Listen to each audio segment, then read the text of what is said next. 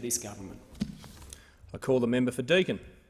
Well, thanks very much, Mr Speaker. It's wonderful to see you in the chair. Look, I rise this evening to draw attention to a humanitarian disaster that's unfolding in our region and continuing to cause untold damage to an already impoverished and slowly developing part of the world. Since June of this year, nearly 1 million people have been affected by widespread flooding and landslides in Myanmar following Cyclone Komen. Tragically, up to 100 people have lost their lives and more than 1.2 million acres of rice fields have been destroyed, absolutely devastating local communities. As I said at the commencement, this is a country with a developing economy that's been throttled for many years due to, in many cases, poor government policy.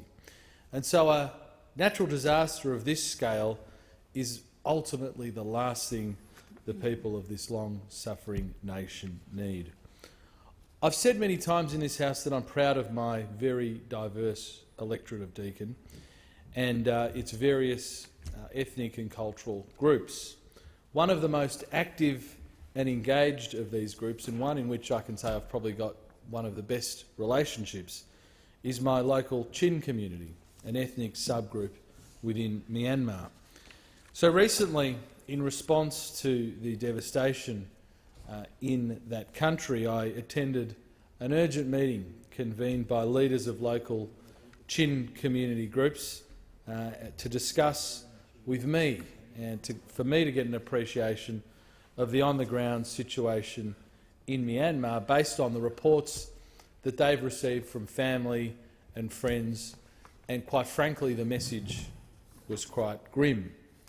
They did, although, express gratitude on behalf of those friends and families in Myanmar for the assistance that has been announced by the Australian government. Indeed, when word of the disaster came out, I received SMSs, emails and Facebook messages at about 11:30 p.m. at night.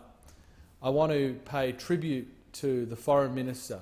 I got on to the phone with her within about 15 minutes after SMSing her to see if she could speak at such an unsociable time, and she was able to do so, and we were therefore able to expedite additional aid to assist with the efforts. The Foreign Minister announced that Australia would provide immediately $2 million to the relief effort to help rebuild the devastated country. Additionally, we have since announced that we'll work with the Myanmar government, NGOs on the ground and the United Nations to provide family kits comprising kitchen sets, bedding, clothing, mosquito nets, hygiene kits and school supplies to those affected. And the feedback that I had received from my Chin community leaders assisted us in identifying what it was that was needed on the ground. We've also announced that we'll work with Save the Children, Care Australia and UN partners to provide 300,000 people with temporary shelter, safe drinking water and healthcare.